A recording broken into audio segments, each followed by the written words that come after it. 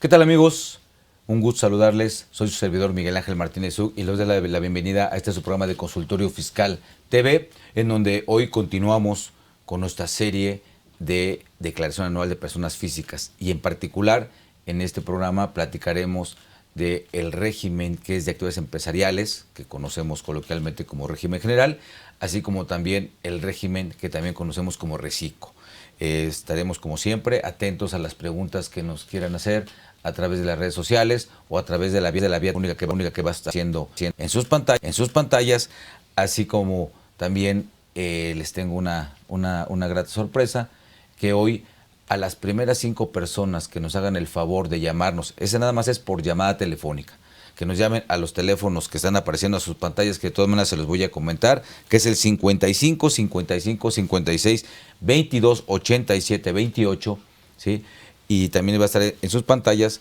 A los primeros 5 que nos hagan el favor de llamarnos se van a llevar una suscripción a un curso que impartirá el maestro Julio Solís respecto a lo que es la declaración anual de personas físicas 2024. Entonces estaremos atentos a su llamado.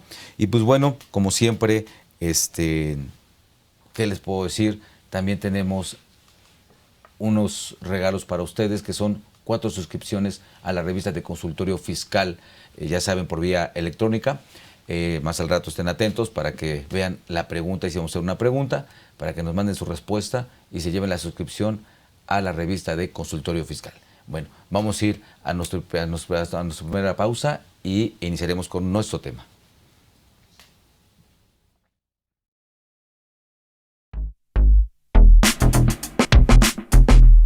¿Sabes si lo que te dicen es verdad? Entérate aquí, en Cuentas Claras. Cuentas Claras. Declaración anual de personas físicas, actividades empresariales y reciclo. La declaración anual de personas físicas es un proceso clave para quienes realizan actividades empresariales o tributan bajo el régimen simplificado de confianza reciclo.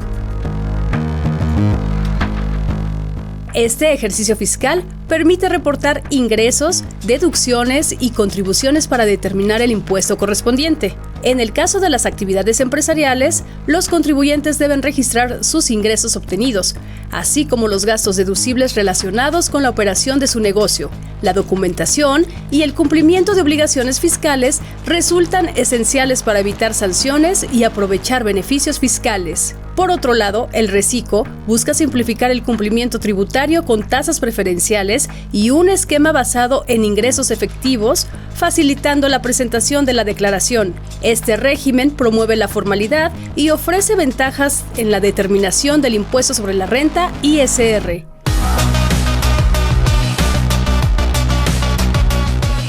Fuente: Código Fiscal de la Federación. Cuentas Claras.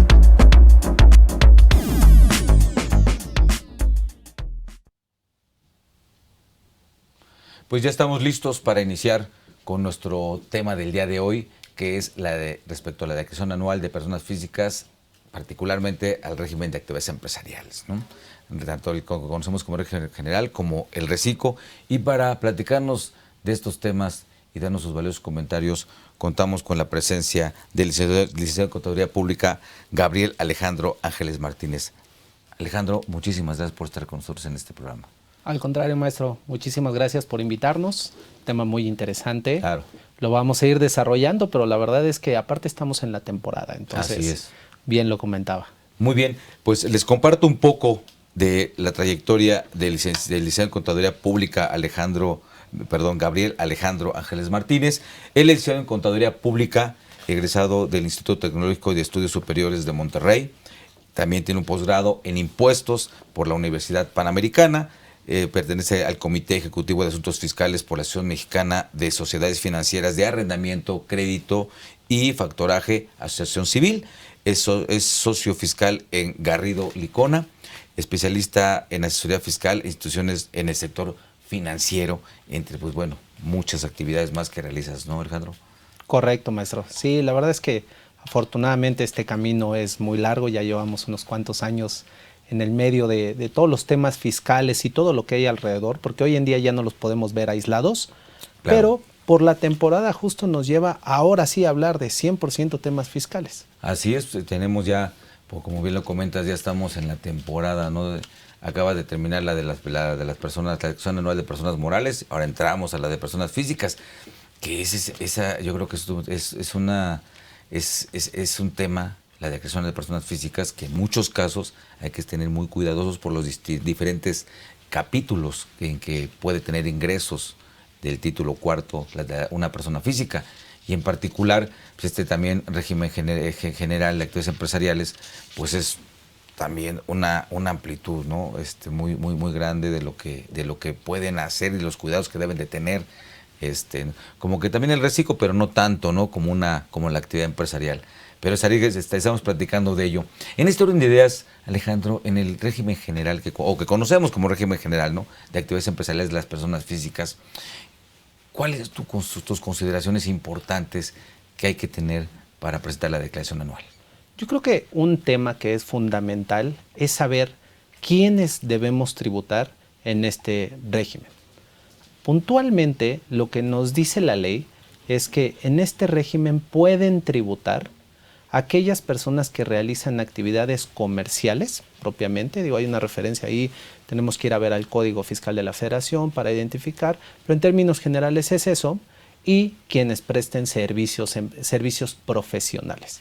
Entiéndase por esto también aquellas personas que para el desarrollo de sus actividades cuenten con alguna cédula y que, digamos, de manera natural las vengan prestando de forma cotidiana, independiente, e independiente. Claro, eso es un tema súper relevante.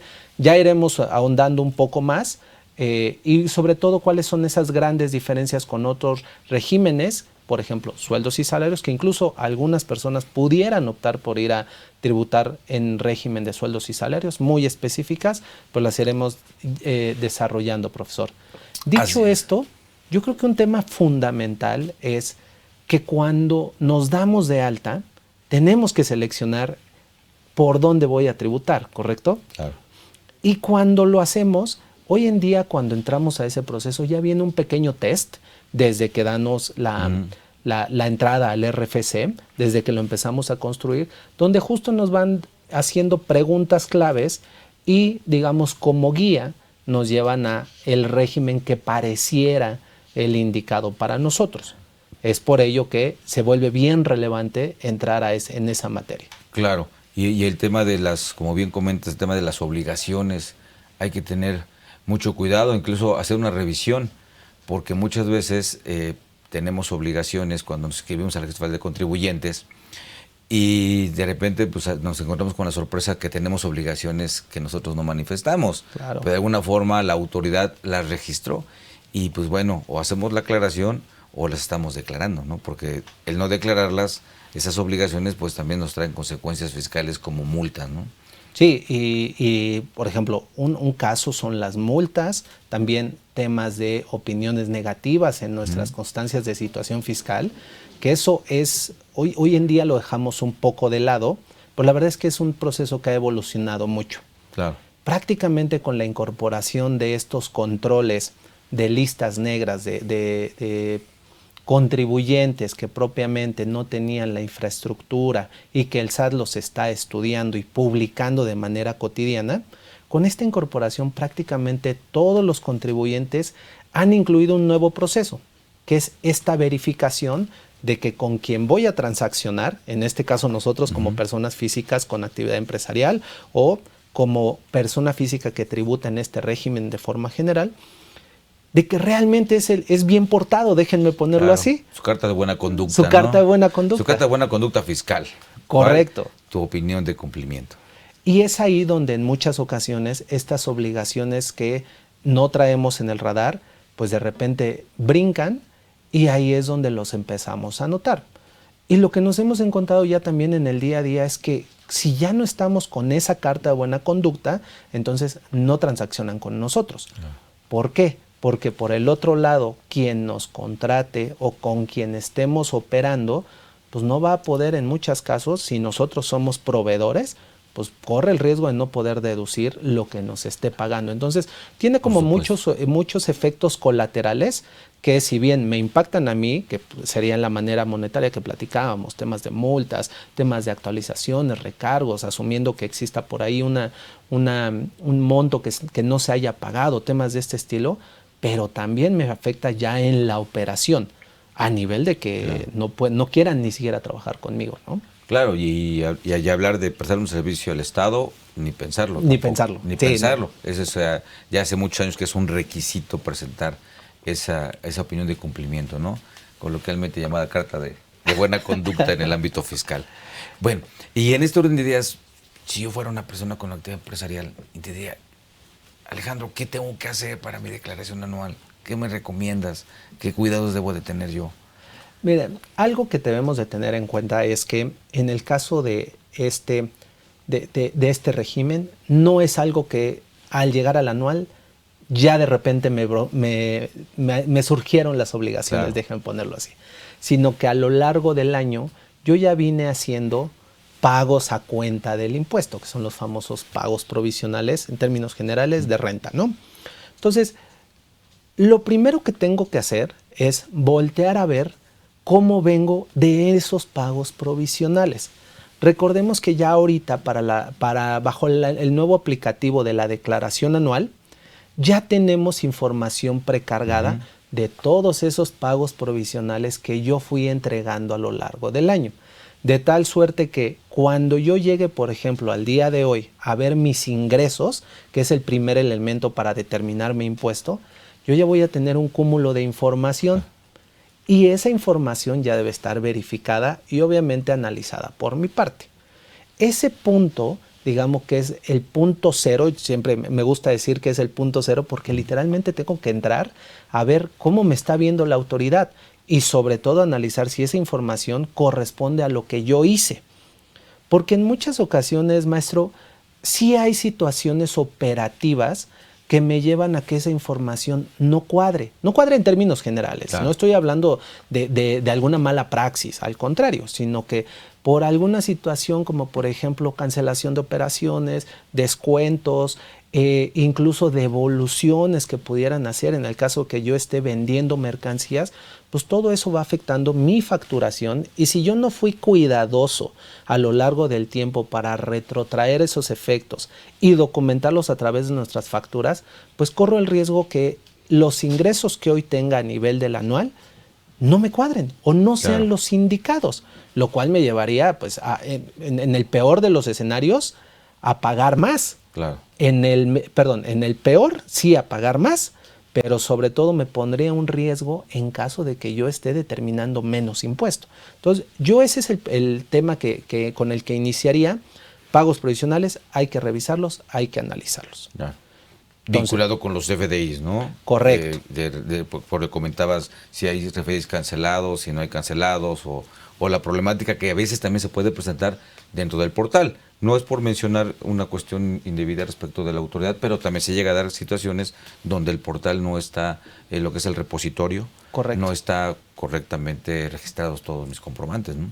Y que eso es bien importante, maestro, porque incluso ahorita ya recordemos que ya tenemos habilitada la plataforma del SAT, ya podemos entrar. Hasta antes teníamos un simulador únicamente, pero hoy cuando entramos ya podemos ver una ventana de estas emergentes donde me dicen específicamente, oye, la información de CFDIs que yo te estoy cargando tiene corte de fecha tal, claro, 1 de marzo, 15 de marzo. En términos generales, lo que vamos a ver es que a la fecha de carga que entremos va a ser más o menos alrededor de mediados de marzo, una semana más, una semana menos. Y eso es bien importante. ¿Por qué? Porque si yo hice movimientos posteriores a eso, de cualquier tipo, pues no me los va a entregar. Claro, no los está, claro, recogiendo la, claro, plataforma. La funcionalidad que tiene es binaria. Simplemente me va a traer, es un poco lo que hacemos con filtros, me va a traer la información de cierta fecha puntual y no va a alcanzar a recoger cualquier movimiento que yo haya hecho en un momento posterior. Entonces yo creo que eso es de los puntos que son fundamentales. Claro. Fíjate que hay una pregunta, Alejandro, que me llamó ahorita la atención. perdón. Sí, sí, claro, pero claro, adelante. vale la pena, porque incluso aquí hay un tema grave, salvo tu mejor opinión. A todos los que nos hacen favor de estar en las redes sociales, muchas gracias. Pero Mario Pacheco, él dice, buen día, dice una pregunta. Muy buen día, Mario, gracias. Una persona física que no es veterinario presta su registro federal de contribuyentes para facturar servicios de un médico veterinario. Sí, así como lo del chavo, ¿no? Un agua de limón, pero que sabe a tamarindo, ¿no? Cosas. Dice, considero no es correcto, pero ¿cuál es el riesgo que corren dichas personas al estar operando de esta manera? Gracias y saludos. Gracias, Mario. Wow. O sea, me llama la atención porque pasa y pasa de manera muy cotidiana, maestro. Sí. Y la verdad es que justo en principio, a ver, no es correcto, sin duda no es correcto, porque prácticamente yo cuando presto un RFC, un registro en términos generales, lo que el SAT está percibiendo es que yo estoy tomando esos ingresos, simplemente. Entonces, uno, el riesgo para quien presta propiamente es que le digan, oye, todo eso que se estuvo facturando, tú me debes el impuesto. Tú, en tu persona, eres el responsable único respecto de todo lo que se haya pagado. Asumamos que lo pagaron. Ok, check. Que pues bueno, a ver, sumamos pues, y a mí sí me causa inquietud. Dice, oye, si estás tratando el RFC, el problema no soy yo, pues es aquel, pues. Claro. Digo, asumamos por un momento que sí lo pagaron. Que sí cumplieron. Que sí cumplieron, ok. Todo eso que yo estuve prestando sin tener la capacidad de poder hacerlo, cae en un tema de discrepancia y sobre todo porque yo no tengo esa infraestructura de poder hacer lo que yo estoy diciendo. Digo, el caso es muy puntual. Claro. A lo mejor aquí la contraparte, no sé si lo vaya a tomar como deducible o no, pero en principio la contraparte no podría tomar esa deducción dado que no corresponde específicamente al servicio que yo estoy prestando. Por supuesto. Y obviamente, cuando esta secuencia ya se une y si se va haciendo mucho más grandes, nos puede llevar a supuestos de incluso simulación fiscal, que eso es gravísimo. La verdad es que la autoridad hoy en día está poniendo mucho énfasis en estos esquemas donde yo le llamo a un tipo de bien o servicio, principalmente está enfocado en servicios, de una manera, pero de fondo es otra. Claro. Y entonces ahí es donde se mete a analizar a detalle. Y en esos detalles se ha encontrado pues, que hay esquemas de evasión fiscal, algunos muy sofisticados, otros más terrenales, pero la verdad es que está teniendo bastante el ojo en estos puntos. Por supuesto, y también no olvidemos que Mario, en atento al Código Fiscal, quien factura por otro es un delito de defraudación fiscal. Bueno, eso está, fueron pues llamarlo así, de las últimas modificaciones hace unos años que se hizo al Código Fiscal de la Federación. Entonces hay un riesgo muy importante en esto. A lo mejor, como bien comenta, está cumpliendo, pero no porque esté cumpliendo no hay problema, sino incluso nos podemos meter hasta cuestiones de materialidad, cuestiones de esas, en donde pues no eres ni veterinario, ¿no? Sí, tal cual. Y estás emitiendo comprobantes de estos, entonces puede darse el tema de lo que es operaciones inexistentes y simulaciones y una bola, que sí hay aquí una cuestión simulada, porque realmente no está haciendo la actividad, nada más es pues un prestanombre, ¿no? Justo. Y la verdad es que hablar de temas ya de defraudación fiscal es muy fuerte, porque incluso me lleva a temas de pena corporal. Claro. Entonces, obviamente aquí la sugerencia sería detener esto de manera inmediata, pero sí quedarnos con esta conciencia de que a final de cuentas yo estoy asumiendo el riesgo completo por todo lo que emitan a mi nombre con ese RFC. Entonces, nuevamente yo sería muy cuidadoso. Sí, hacer un llamado también a lo mejor quién está también todo detrás de todas estas cosas, ¿no? A veces, y con todo respeto se ha dicho, a veces algunos colegas pueden estar también inmersos en esto, ¿no? Porque pues, si se cumple y él debe de saber, pues está en el RFC, está a nombre de otra persona.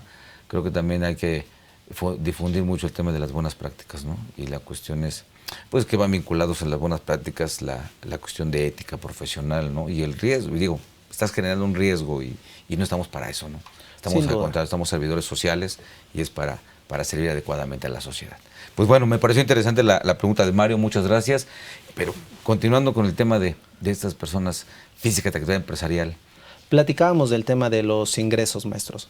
Entonces, En el tema de los ingresos, una vez que nosotros llegamos a este primer elemento que ya lo verifiqué, entonces ahora sí entro a ver cómo es mi cálculo.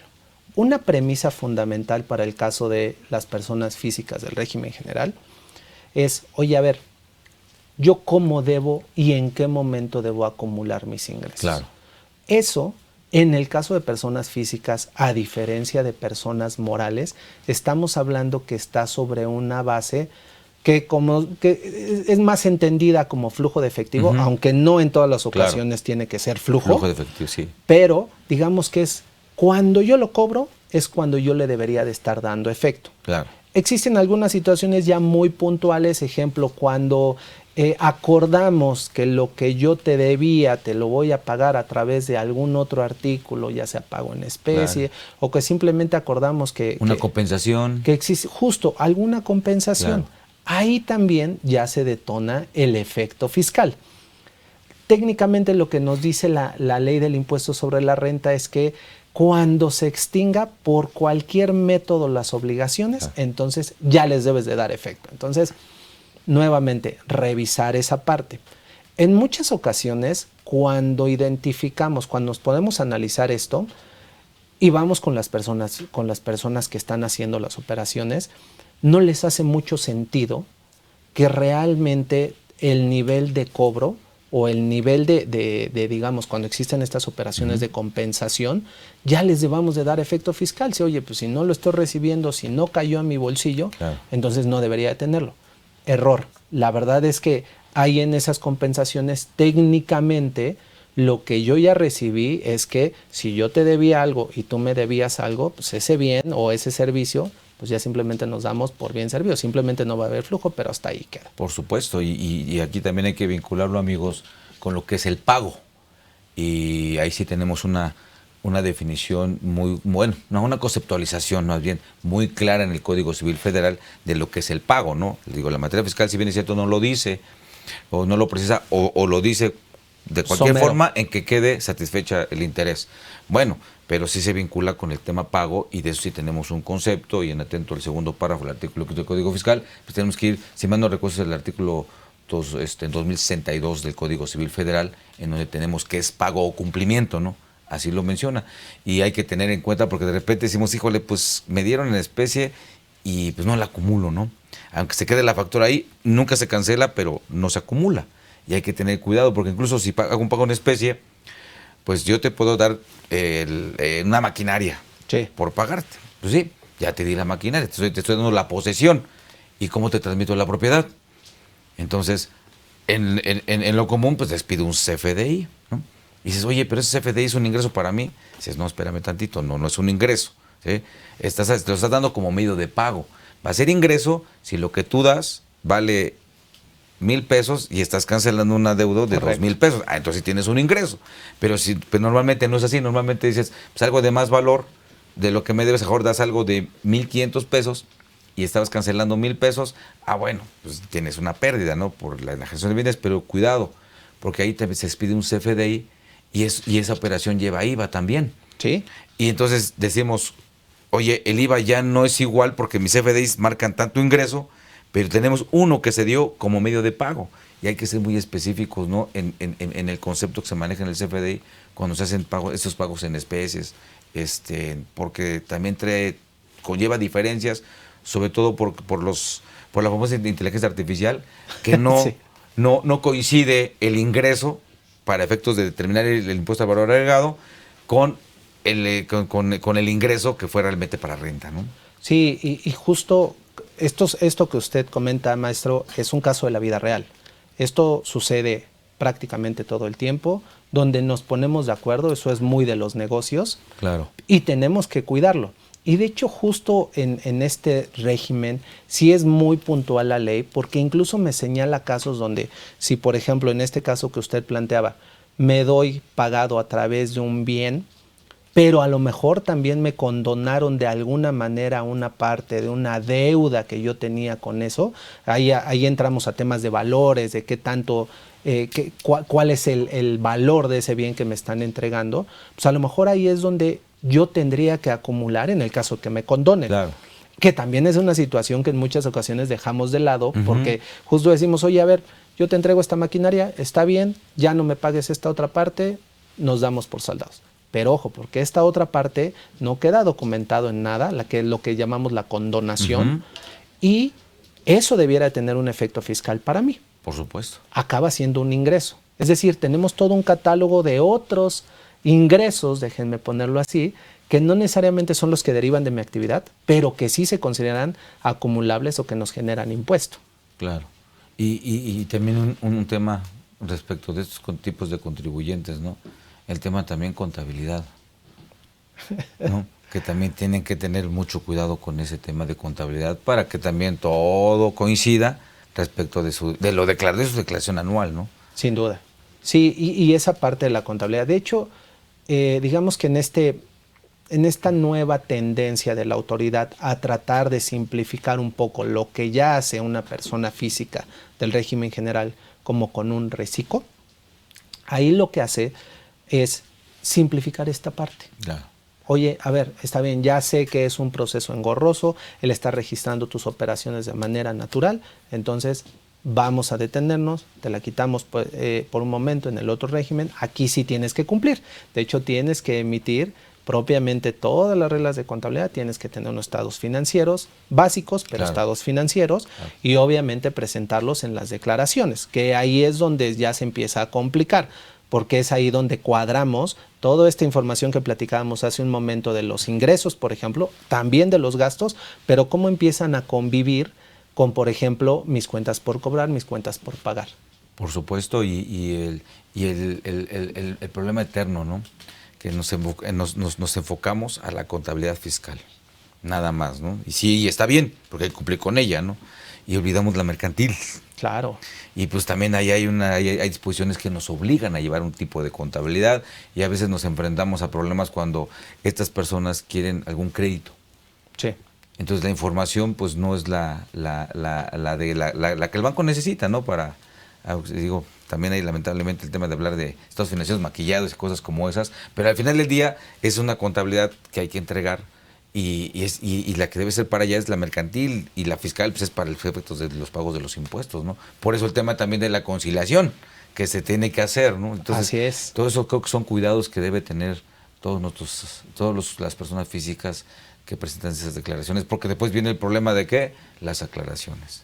Sin duda. El problema de las aclaraciones, el problema de las famosas que llamamos ahora revisiones profundas, que son pues las inconsistencias que la autoridad a través de inteligencia artificial pues va detectando y nos manda llamar para hacer aclaraciones, ¿no?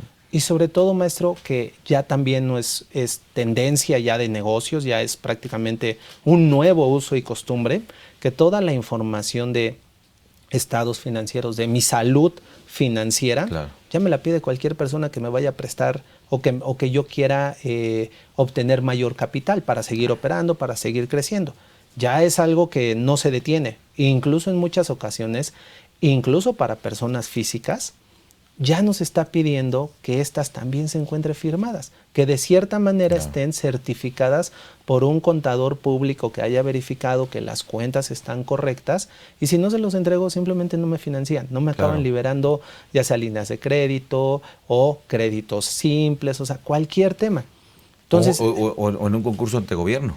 Correcto. También sí, ahí te piden la información, e incluso te piden que sea un contador público certificado. Cierto. No nada más cualquier contador, que es una actividad propia de los contadores, dictaminar, ¿no? Pero no es lo mismo dictaminar para efectos fiscales o para otros efectos que tienen, que ya estas autoridades piden que sea por un contador público certificado, ¿no? Sí, y cuando entramos ya ahora sí a ver todas estas obligaciones, maestro, la verdad es que nos damos cuenta que no es tan simple como pensamos. Existe este paradigma de que, bueno, eres persona física, cobras, pagas y aplícale la tasa y listo. No, tiene muchas implicaciones detrás. Claro. Esta es una de las que la verdad nos da más dolores de cabeza. Ejemplo también, otra que también usualmente se nos acaba yendo es el tema de operaciones con mi familia, lo que conocemos como partes relacionadas. Cuando somos personas físicas, como que dejamos esta obligación de lado. Simplemente decimos, oye, a ver, yo puedo estar transaccionando con mi hermano, porque así pasa además, sí, claro. En muchas ocasiones son negocios familiares que a lo mejor fueron creados por el papá y que un hermano puso una sucursal con una entidad, con un registro específico y otro hermano con otro, pero a lo mejor estamos transaccionando en algún momento. Esa operación, en términos de las disposiciones fiscales, se debe de verificar o se debe de asegurar que se encuentra con algo que se llama valores de mercado. Claro. Entiéndase que lo que yo pacte como precio entre mi hermano y yo debe de ser lo mismo que yo pacte con cualquier otra persona que no sea mi familia. Incluso se llega a ser entre cónyuges. Y está bien, ¿sí? Son negocios. La esposa tiene un negocio, la esposa tiene otro negocio y hacen transacciones y están casados por el régimen mancomunado.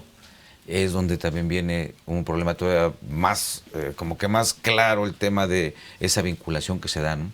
Sin duda, sin duda. Y es por eso que cuando empezamos a entrar a todos esos pagos, maestro, ya hay que ser ahora mucho más cuidadosos. Oye, no solo es que yo me haya asegurado que esté a valores de mercado. Claro. Es que tenga la información que soporte que eso ese valor de mercado estaba ese valor. Claro. Entonces empezamos a subir en las obligaciones, porque típicamente eso es un estudio de materia ya más económica, tiene su parte, más bien es fiscal, pero tiene su origen económico, porque me pide comparables y la verdad es que es un estudio ahí de más detalle. Claro. Y que típicamente no lo estamos viendo.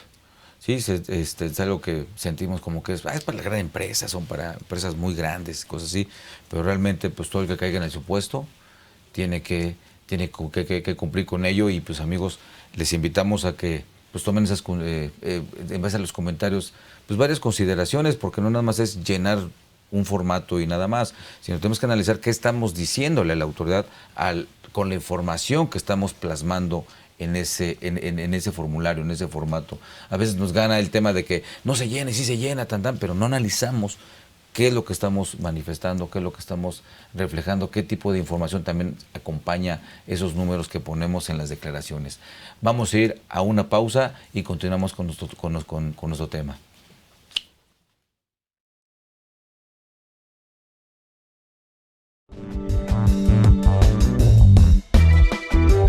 Lo más relevante en pocas palabras.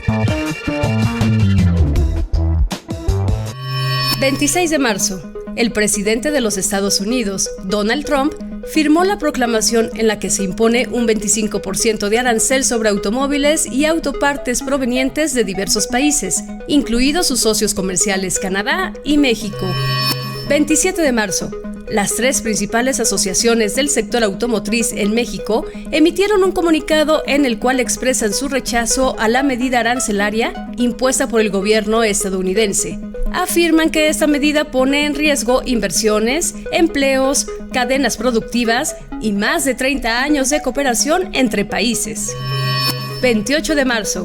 El peso mexicano se depreció contra el dólar. La divisa local retrocede por 4ª jornada consecutiva. El tipo de cambio se ubica en el nivel de 20.4260 pesos por dólar. Comparado con el cierre oficial de 20.3044 unidades, significa para el peso una pérdida de 12.16 centavos. Lo más relevante en pocas palabras.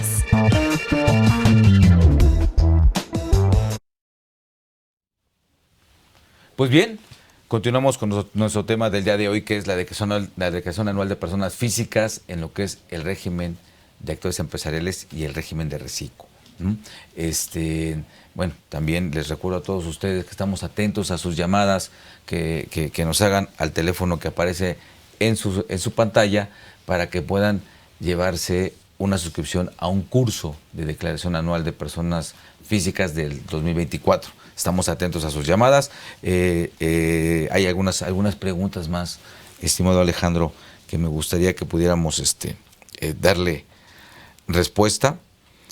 Y nos hizo una pregunta José Ángel Menchú Velázquez. Dice, buen día Jesús.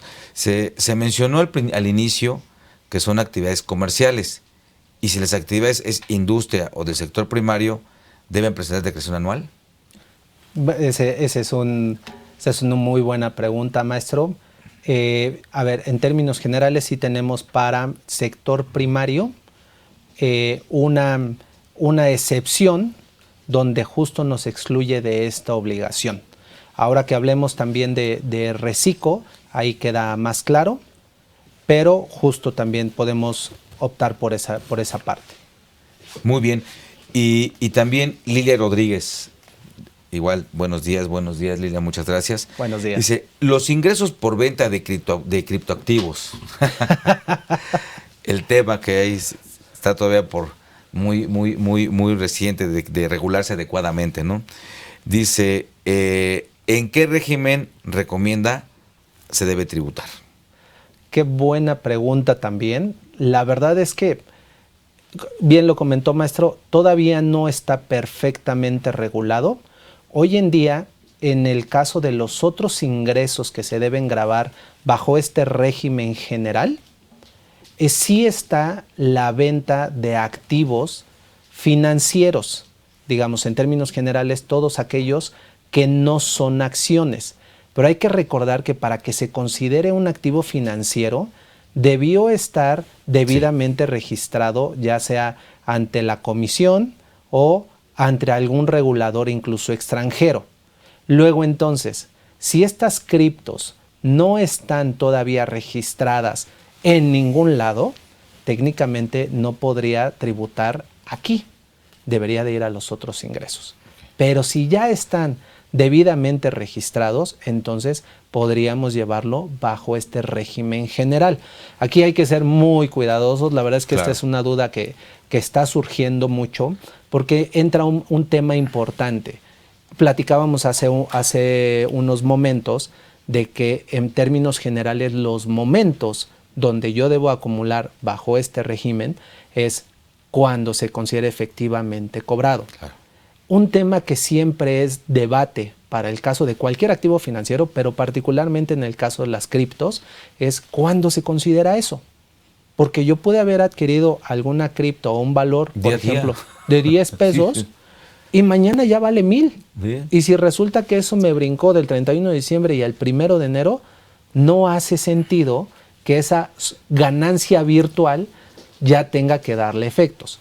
Pero depende mucho. Ejemplo, en el caso de fondos de inversión, que ya son instrumentos perfectamente regulados, que sí incluso tenemos disposiciones que regulan su plusvalía, entonces eso sí, habría, en este caso hipotético, esos 900 pesos que gané, habría que darle efecto, aunque no los haya percibido en la bolsa.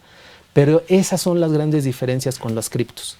Claro, y sí es un tema que, pues bueno, está todavía por completar, bueno, por regularse adecuadamente, ¿no? Tanto contablemente como fiscalmente y también en todo lo que tiene que ver con el tema fiscal, pero de alguna forma hay un ingreso y tendría que dársele el tratamiento que tenemos a la mano, que es los que acabas de comentar, ¿no? Muy bien, tenemos una pregunta más.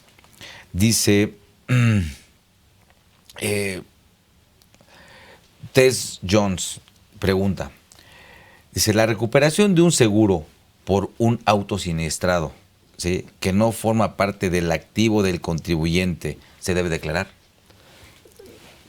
Creo que esta última parte es lo que nos lleva a, digamos, nos da la clave. Claro. Si estamos hablando del régimen general y ese auto estaba a mi nombre y lo utilizaba para mis actividades, entonces siempre y cuando yo reinvierta esa indemnización que me da el seguro, entonces no hay necesidad de declararlo. Simplemente es una sustitución de un activo que yo tenía, en este caso el auto, por otro. Caso contrario, que me parece que es el que nos plantean, oye, yo tengo esta recuperación de este bien, siempre y cuando yo lo señale o lo informe, entonces tenemos que ver en qué régimen está tributando, obviamente, pero no habría algún efecto porque corre, digamos, que esa misma previsión, que va muy similar a lo que regula, por ejemplo, para personas morales, ¿no? Muy bien. Sí, y también tenemos que tomar en cuenta el tema de las diferentes personalidades que tenemos, ¿no?, como personas físicas. Si ese vehículo era usado para mis Las actividades personales de casa, por llamarlas para identificarlas de alguna forma, y el vehículo que uso para mi actividad donde obtengo los ingresos. Entonces, tengo que tener muy bien delimitado el tema del que es para el uso de mi casa, el uso personal, llamémoslo, y no el uso de mi actividad. Sí. También esas son cuestiones que luego suceden mucho en el tema de las personas físicas, y sobre todo cuando, pues bueno, en este caso es el tema del seguro, pero a veces vendo el auto, pero no tuvo nada que ver para tener mis ingresos, y lo estoy vendiendo, y a lo mejor voy con un lotero y me pide un CFDI. A ver, espérame, no tengo por qué despedírtelo. Y si se los pido, ya estoy metiendo algo que no estaba en mi actividad para generar un ingreso, y todo eso, pues, ¿por qué? Porque lo estoy vendiendo. O incluso no nada más un lotero. Y hablando de loteros, incluso las agencias llegan también a pedirles, y la persona dice, bueno, pues se lo da y no consultó, no preguntó, oye, ¿tengo que dar un CFDI por esa actividad? Si es no, por esa actividad, no. Claro. No tienes que, incluso que es usado y ven la actividad, oye, hasta con IVA, ¿no? Me tienes que poner, porque esa actividad empresarial, esa es una actividad empresarial, pues bueno, el 9 de la ley del IVA, ¿no? Fracción cuarta, ahí dice que, pues bueno, cuando es un bien usado, no lleva IVA, pero excepto los enajenados por empresas, y tú eres empresa para efectos fiscales. Entonces, hay que también valorar y hacer esa separación, ¿no?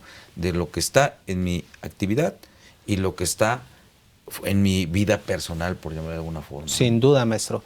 Y lo que pasa es que también los adquirientes, sobre todo personas morales, ya sean loteros, agencias, o sea, ellos a final de cuentas tienen una regla que sí les da esa facultad de hacer la autofacturación, que ellos le llaman, donde ellos pueden emitir el CFDI con el dato que yo les puse de mi RFC. Claro, y que lo tengan permitido. Bueno, vale, ahora para que lo tengan permitido esa llamada autofacturación, ¿no? Hay que tener mucho cuidado. Así es. De verdad que hay que tener mucho cuidado. Cada vez vemos más estos casos, y cuando lo identificamos es simplemente a la declaración anual. Cuando vemos los CFDIs que platicábamos que nos acaban cargando, o cuando yo hago a través del visor de CFDIs, hago ese escaneo, pues de repente me aparece algo que no debía. Por supuesto. Hay que tener mucho cuidado con eso. Y justo en este tema, maestro, creo que el segundo gran elemento en el caso de las personas del régimen general son precisamente las deducciones. Y la primera premisa, o la premisa fundamental para saber qué sí puedo deducir, va justo en torno a esto que usted comenta. Es decir, todo aquello que yo utilice para desarrollar estas actividades, en principio, es el primer requisito para que yo lo pueda deducir. Entonces, ¿qué significa esto? Que sea estrictamente indispensable para el desarrollo de mis actividades. Claro. Esa es la premisa fundamental. Y de ahí la ley sí nos permite una serie de erogaciones puntuales que nos va a ir permitiendo que disminuyan esos ingresos para llegar a mi base impositiva. Ejemplo, traemos por ahí, si yo por alguna situación tengo colaboradores, a los colaboradores, siempre y cuando les aplique las retenciones correspondientes y cumpla con todo el marco regulatorio más laboral, entonces siempre y cuando esté bien ahí, entonces puedo tomar la deducción. Puedo tomar la deducción que nos comentaban ahora de esos autos, con la premisa de que yo los esté utilizando para mi actividad profesional o para mi actividad empresarial. Entonces, ahí son casos muy puntuales de cómo en muchas ocasiones se pueden estar mezclando justo esto que usted comentaba. A ver, yo lo utilizo para otra cosa, no deducible. Claro. Lo utilizo para esto, entonces sí es deducible. Y en este orden de ideas, pues también no, así como mencionas, es no deducible, pero pues es que no, es más, no registrarlo como no deducible en la empresa. Claro. Porque pues eso más bien no tiene que ver con mi actividad, porque ahí también tenemos un problema serio en la identificación, y a veces diseñamos, legislamos, creando no deducibles, ¿no? Incluso en las contabilidades, amigos, revisen cómo tiene su contabilidad. Los que tengan la cuenta no deducibles, hay que corregir eso. Esa cuenta, a lo mejor opinión, no debe existir en ningún catálogo de cuentas, ¿no? Bueno, sí, pero a lo mejor como debe de ser, que según esto es a través de cuentas de orden, no en una cuenta de gastos donde es acumulativa, y pues a veces lo hacemos por practicidad, que porque la cuenta electrónica o información que queda en el SAT. Oye, pero no es lo mismo una deducción autorizada que no cumple con requisitos a un no deducible y pues a lo mejor un fundamento donde podemos sostener este criterio es el reglamento de la ley de impuesto sobre la renta, si mal no recuerdo es el 117 de la ley de impuesto sobre la renta, Sí. donde te dice, el no deducible es el no deducible, ¿no? O sea, el no deducible es el no deducible marcado por la ley, o sea, que la ley te lo Correcto. diga. No que tú lo estés inventando, pues digo que a veces legislamos, ¿no? Y este es no deducible, no sé, bueno, que no lo puedas restar es otra cosa a que sea un no deducible, ¿no? Que esto nos lleva nuevamente a un principio fundamental fiscal, que es, a ver, todas las disposiciones son un cuadro, son un árbol de decisiones. Claro. Para ser deducible, por ejemplo, tienen que estar consideradas. Para ser no deducibles, tienen que estar señaladas Claro. específicamente. Y esto pareciera más filosófico, maestro, pero la verdad es que tiene mucho fondo. Hoy en día, por ejemplo, en un tema completamente distinto, pero que nos está afectando, por ejemplo, el caso del nuevo aplicativo de la DIOT, ya viene un concepto. Recordemos que la DIOT es una declaración informativa en materia de IVA, Claro. mediante la cual yo les digo cómo estoy, o con quiénes estoy transaccionando, términos generales. Pero lo que es grave y sobre todo en esta alerta es que ya desde esta declaración, por ejemplo, me piden que yo les diga si es deducible o no algún concepto. Y eso es muy importante que lo cuidemos, porque puede ser que sea un no deducible, digamos, no deducible, como usted comentaba, o puede ser que Claro. sí sea un concepto que fue deducible, pero que no cumplió requisitos. Entonces, hay que tener todos estos etiquetas bajo escrutinio constante para saber si realmente deben de estar ahí. Los aplicativos, incluyendo el de la declaración anual, hoy en día ya tienen un catálogo muy puntual. Tienen un catálogo para mis ingresos, conceptual, también para las deducciones. Y si yo llego a señalar alguna etiqueta que no le correspondía, la autoridad va a estar en toda la facultad de decir, oye, demuéstrame que, ejemplo, este auto que tú tenías efectivamente fue adquirido por ti. Oye, está bien, dame toda la documentación. Entonces, es una forma de abrirle la puerta a la autoridad. No quiere decir que esté mal, Claro. pero hay que ser claros, porque si no le abro la puerta a la autoridad para entrar a estos detalles. Por supuesto, y eso también se vincula con lo que está en todo, la materialidad. Pero tenemos un pendiente, Alejandro. Todo esto nos llevó a dejar pendiente la pregunta para que se puedan llevar la suscripción a la revista a nuestros amigos. ¿Alguna pregunta sencilla? Algo muy sencillo. ¿Cuál es la tasa máxima que deben aplicar las personas físicas en tema de impuestos sobre la renta bajo el régimen general? Perfecto. Entonces, amigos, ahí tienen la pregunta. ¿Cuál es la tasa máxima del impuesto sobre la renta que puede aplicar una persona física en este régimen de actividades empresariales, ¿no? Perfecto. Muy bien. Tenemos otras preguntas de nuestro auditorio. Muchísimas gracias por preguntarnos. Pregunta David Martínez Reséndiz. Él dice, ¿en qué casos tengo que presentar la declaración anual de reciclo? Si queda relevado de presentarla, ¿se tomaría como opción presentarla? No, justo. Recordemos que el RECICO, que el régimen simplificado de confianza, realmente fue una facilidad mediante la cual yo me excluyo de muchas obligaciones. Luego entonces, si yo por alguna situación salgo del régimen, tengo que irme al régimen general y entonces tengo que cumplir con todas las obligaciones, entre ellas la declaración anual. Muy bien. También nos hacen otra pregunta en el que pregunta Luna sin nombre. Le puso, dice, su pregunta es, ¿qué pasa con los saldos a favor de reciclo, persona física?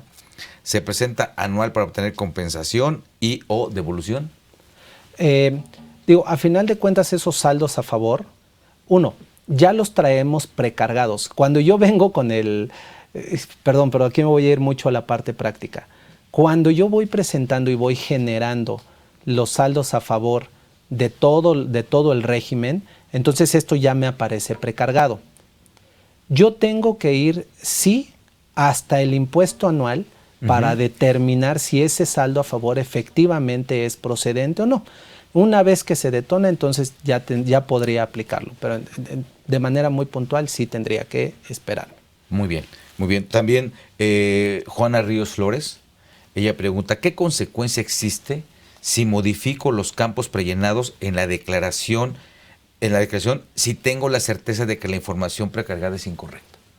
No tiene consecuencia, salvo que seguramente la autoridad me va a requerir. Ella puso una premisa fundamental. Tengo certeza Así es. de. Entonces, yo puedo manifestar lo que a mi interés convenga, pero hay que ser cuidadosos porque eso va a generar una diferencia con la autoridad y esa diferencia muy probablemente se ve originada por algo que cuando surgió no hice como debería. Técnicamente hay algo que corregir. Puede ser el CFDI, puede ser, el CFDI me refiero de ingresos, o puede ser el CFDI de nómina, pero pareciera que hay algo por corregir. Entonces, esa falla sí me puede llevar a una multa si la sostengo. Todavía puedo corregirla, nada más hay que ser cuidadosos. Claro, sí, tener bien sustentado, ¿no? Correcto. Esa corrección, porque los sistemas, como bien comentas, registraron algo y eso dio el origen a la inconsistencia. Después se hace la aclaración o la regulación, o no se hace y se hace posterior en el anual, pero ya quedó en la famosa inteligencia artificial esa inconsistencia que va a provocar que muy posiblemente te van a llamar para hacer la aclaración. No digo, no es que necesariamente, pero hay mucho riesgo de que sí ocurra. Y de alguna forma hay que tener, como bien se tiene la certeza, pero no nada más la certeza de tenerla, sino de probarla documentalmente, ¿no? Claro. Así es. Y yo creo que en esos campos es bien importante tenerlo nada más en cuenta que lo que yo manifieste siempre debe tener estos principios de materialidad que usted comentaba, profesor, pero además debe de estar con el sustento fiscal correspondiente. No cabe aquí la interpretación de que, oye, yo creo que sí, que el auto que parcialmente usaba para otras actividades, hay que ser muy cuidadosos. Muy bien. Y en tema, ya que preguntaron mucho de reciclo, en el reciclo, ¿qué comentarios podemos tener en este reciclo de actividades empresariales? Diferencia fundamental. Reciclo. Tengo que llevar un registro de mis ingresos, aplico tasas preferenciales que realmente son mínimas, pero no tengo deducciones. Claro. Es decir, literalmente es un régimen que es muy sencillo, no tengo que llevar actividad, no tengo que llevar incluso otras obligaciones como, por ejemplo, precios de transferencia que platicábamos, pero tampoco tengo... El ajuste no es por inflación. El ajuste no es por inflación. Bueno. Está sencillito, ¿no? Sí. Exacto. O sea, todo digamos, proceso que se lleva a través de esta conciliación que comentaba hace unos momentos, de la conciliación contable fiscal, para un reciclo, técnicamente no lo debe de hacer. Muy bien. Lo único que sí debe cuidar con muchísimo detalle es su facturación. ¿Por qué? Porque muchos de estos contribuyentes en algunas ocasiones acaban transaccionando con personas del público en general, que incluso no nos piden factura. Entonces hay quien dice, oye, pues si no me pide factura, entonces no la emito y por lo tanto no hay trazabilidad, no hay registro de ese ingreso, ¿no? Ojo, la ley del impuesto sobre la renta sí nos dice que incluso en esos casos yo estoy obligado a emitir la factura como bajo un concepto de ventas al público en general, pero sí o sí los debo emitir. Claro. ¿Por qué? Porque esa es la base sobre la cual vamos a calcular el impuesto. Entonces hay que ser muy cuidadosos. Y si no, también eso me va a generar que no lo acumulo, no lo declaro, pero si lo gasto, entonces me va a traer tengo un riesgo de poder generarme una discrepancia fiscal, ¿no? Tal cual. Y justo platicábamos de las tasas. La verdad es que las tasas, perdón, profesor, son muy amigables. O sea, estamos hablando del 1% al 2.5%, o sea, es algo... No, pues que se invitan a cumplir, ¿no? La verdad, digo... Y viéndolo de origen, maestro, realmente esto siempre nació como una forma en la cual quienes no estaban dentro del sistema tributario ahora literalmente se incorporaran, o sea, se subieran. ¿Y cómo es la forma más simple? Pues haciéndote las cosas más simples. Por supuesto, y ojalá esto se conserve para esos pequeños contribuyentes que pueden estar con una forma, vamos a decirle, muy sencilla de tributar y no tan costosa también en el tema tributario, y que más adelante no venga un revés, ¿no? Esperemos que el Estado mantenga esa política, porque eso es por política fiscal, ¿no? El tema de que se marquen estos regímenes. Y pues bueno, ¿qué otra consideración para ellos? Mucho cuidado con la expedición de sus FDIs, ¿no? Sin y duda. pues bueno, y manifestar todo, y no nada más porque así debe de ser, pero también estamos generando un riesgo que puede ser severo, que es la discrepancia fiscal, ¿no? Porque ese dinero no lo dejamos ahí abajo del colchón, ¿verdad? Se gasta. Sin Y también por el tema gasto, también estamos fiscalizados. Sí, este tema de la discrepancia, maestro, es una gran herramienta que tiene la autoridad. A lo mejor no la ha explotado como debe, Claro. pero para nosotros como contribuyentes es un riesgo importantísimo. ¿Por qué? Tenemos casos, por ejemplo, donde me están pagando o me depositan para que yo compre, no sé, una computadora. Ese ingreso que yo estoy recibiendo en principio, pues pudiera ser considerado por la autoridad ese depósito pudiera ser considerado como un ingreso para efectos fiscales, lo cual es gravísimo porque técnicamente no lo estoy percibiendo por ninguno de los regímenes que aplican para las personas físicas, sino simplemente es un dinero que alguien me dio para que yo le ayudara a pagar con mi tarjeta una computadora. Entonces, ¿estoy ganando algo? La respuesta es no. Claro. La computadora ni siquiera es mía, va a ser para otra persona. Oye, ¿el ingreso es mío? Pues tampoco, porque no lo utilicé yo, tenía un fin en específico. Entonces, entramos ya a este mundo de la discrepancia, donde la autoridad ha puesto el ojo e incluso ha llevado estos temas a temas penales. Por Obviamente supuesto. ahí con umbrales. Sí, o ahorita que vienen las vacaciones, ¿no? Que hoy una reserva, la tarjeta de crédito y a lo mejor pues no tengo o no pasó o lo que tú te mandes, no, pues te presto la mía y luego me pagas por la emoción de las vacaciones que ya vienen y hacer esas reservaciones, ¿no? Para disfrutar. Hace unos días, profesor, veía un caso que me pareció muy, muy de la vida real, pero dije, es sorprendente, a veces como no tenemos conciencia de los impactos. Era el caso de una chica que le pidieron comprar boletos para un concierto. Estamos hablando de boletos de estos que son onerosos. De los VIP, ¿no? De Que los le llaman, VIP, ¿no? sí, de los de backstage y todo. Y la verdad es que traía un depósito, o sea, hablaba, la verdad es que lo sacaron en una nota, y hablaba que tuvo un depósito de 250,000 pesos, y es una chica cuyo ingreso de ninguna manera va a llegar ahí, ¿no? Entonces, esto incluso le puede detonar obligaciones como a ella en lo personal, pues como presentar declaración, una serie de elementos que por el simple hecho de haberlo recibido, ya se le detonaron. Entonces, nuevamente, ser cuidadoso con estos temas de discrepancia. Claro, y no olvidemos que algunos temas que nos puedan sonar, pues como discrepancia, y eso es para los grandes, no, es para todos. Y la autoridad, de alguna forma, ve tanto a grandes, a medianos y a pequeños, también por los actos ejemplificativos que tiene que hacer, ¿no? De que está atento, nos está observando a todos. Si pensamos que estamos olvidados, no. El fisco nos recuerda, ¿no? Siempre estamos ahí. Nos tiene presentes. Muy bien, pues déjenme decirles quiénes son los ganadores del curso de reformas fiscales. Tenemos a Jacob Sánchez Rodríguez, muchísimas gracias. También a René Jiménez, que también hizo favor de llamarnos, muchas gracias. Adriana Vargas, también nos pondremos con todos ustedes en contacto. Gabriel, permítame, no sé si lo repetí. No. Adriana Vargas y Gabriel Vargas también nos llaman, son nuestros 5 ganadores. Felicidades para el curso de Personas Físicas, Declaración Anual 2024. Nos ponemos en contacto con ustedes para darles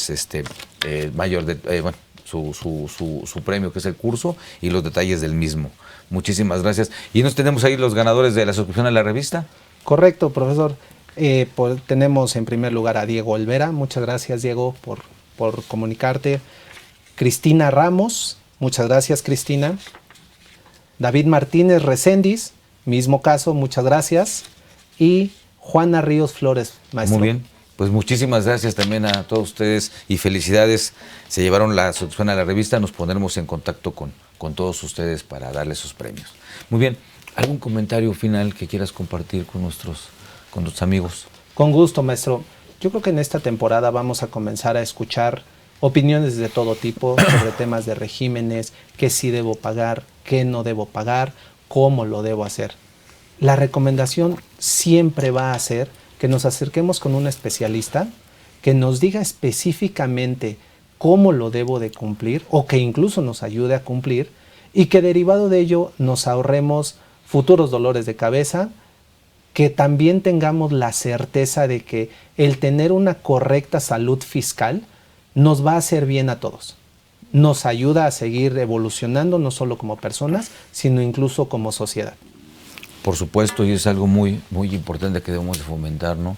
El tema de un debido cumplimiento. Y también eso pues ayuda grandemente al país y podemos poner muchos pretextos, que si roban, que si no, que si que va. Bueno, pues por nuestra parte tenemos que cumplir con las obligaciones fiscales que las mismas leyes nos van marcando. Y no necesariamente por a veces pueden ser amenazantes, ¿no? Cumple para que no tengas problemas. No, simplemente es el tema de cumplir. Queremos un país mejor, con mejores servicios, pero los servicios no nada más se ponen y ya, ¿no? Requieren mantenimiento, requieren muchas cosas. Y yo creo que también esa parte, pues también nos permite levantar la mano y decir, oye, yo te estoy pagando mis impuestos, ¿no? Y poder exigir más al gobierno, en el buen sentido, exigir al gobierno que cumpla con lo que tiene que cumplir.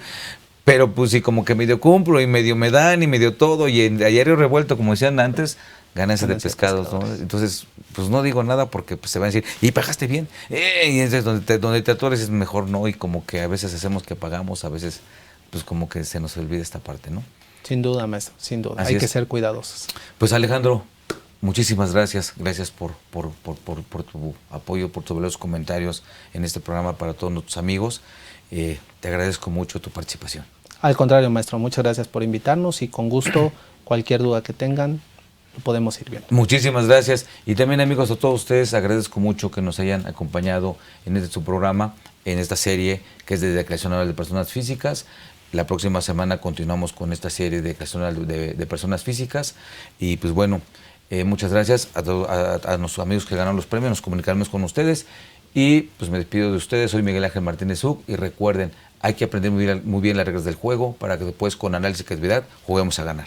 Que estén muy bien.